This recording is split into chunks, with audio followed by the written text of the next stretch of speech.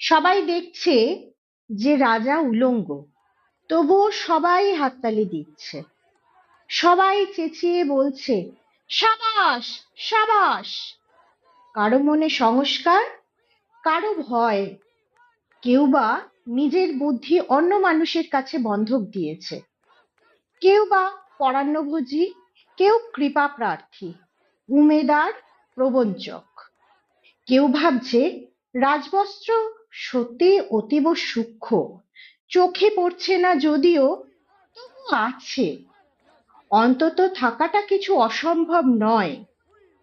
গল্পটা সবাই জানে, কিন্তু সেই গল্পের ভেতরে শুধু প্রশান্তি বাক্য, উচ্চারক কিছু আপাদমস্তক ভীতু ফন্দিবাজ অথবা নির্বোধ স্তাবক ছিল না।